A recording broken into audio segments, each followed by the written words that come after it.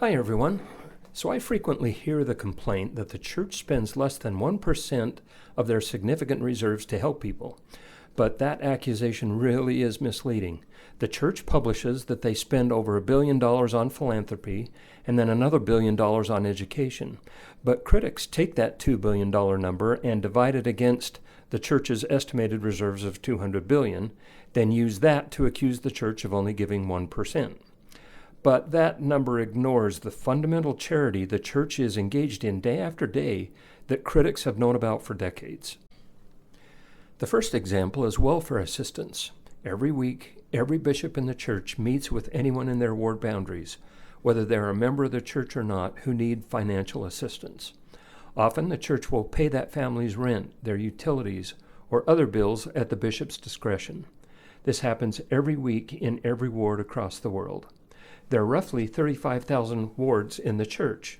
The church doesn't publish that total amount, but even conservative estimates would put that number in the billions of dollars a year. Why ignore that? Another example. Every week, bishops will provide a food order, whether the individual or family are members of the church or not, so that the person can go to a bishop's storehouse for food. The church pays for that food, and the church builds and maintains the storehouse facilities for that food. And the church buys the land and the machinery for the farms that grow and distribute that food. So how much does all of that cost? Well, it's certainly in the billions of dollars, which again is ignored by critics. Another example. The church provides employment centers across the world. Sometimes these are separate buildings, sometimes they are within a stake center. Anyone seeking employment, regardless of their religious affiliation, can go to these employment centers and get help developing a professional resume, searching for jobs on a bank of computers supplied by the church, or attending classes on how to interview for a job. The church pays for those buildings, those computers, those utilities, but again, not included in critics' calculations. Oh, and what about Deseret Industries that provides jobs and a resource for bishops to send people to get clothing, toys, books, home supplies, and even furniture, all without cost to the individual? Who pays for all that? Well, the church does. Again, ignored by critics. Now, another example. In today's society, many people suffer from alcohol or drug abuse, or pornography or food addiction. There are people with emotional challenges like bipolarism, depression, schizophrenia, and on and on. These are all ailments that generally require professional assistance in order to overcome. But those services are expensive. So what do they do if they can't afford it? Well, they meet with their bishop, who can refer them to professional organizations that can help. And if the person cannot afford it, the church covers those expenses. Have the critics accounted for any of that? Now, there are many more examples, but you get the idea. These charitable services are ignored because they don't fit the narrative that the church is not doing enough to help those less fortunate.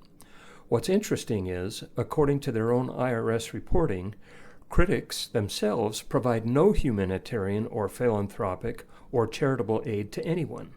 They feed no one. They clothe no one. They help no one pay rent. No one pay utilities. Absolutely nothing.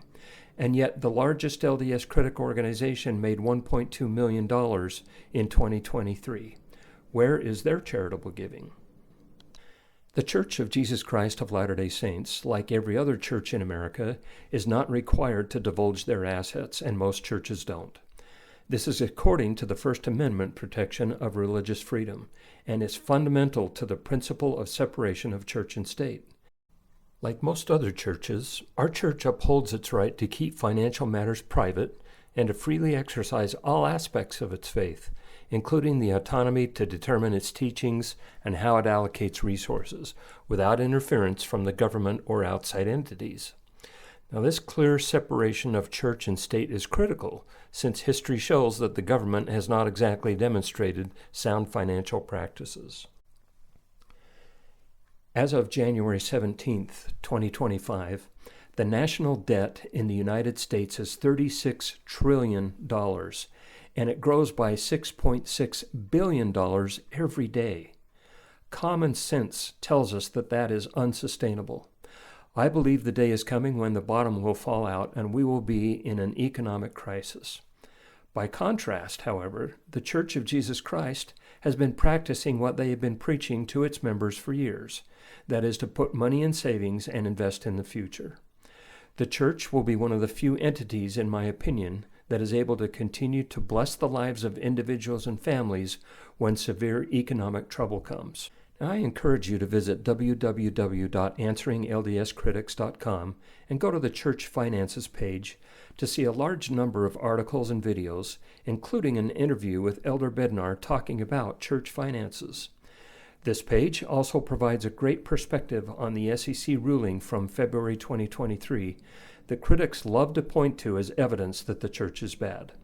But if they will step back from their accusations for just 1 minute, they may see that there is wisdom in preparing for difficult times ahead, just as Joseph in the Old Testament prepared for the 7 years of famine. Bottom line, I happily and confidently pay tithing, not just because of the logical items in this video, but because it has been a commandment of God since Old Testament times, and I know that God blesses those who keep His commandments. He certainly has blessed me for paying tithing.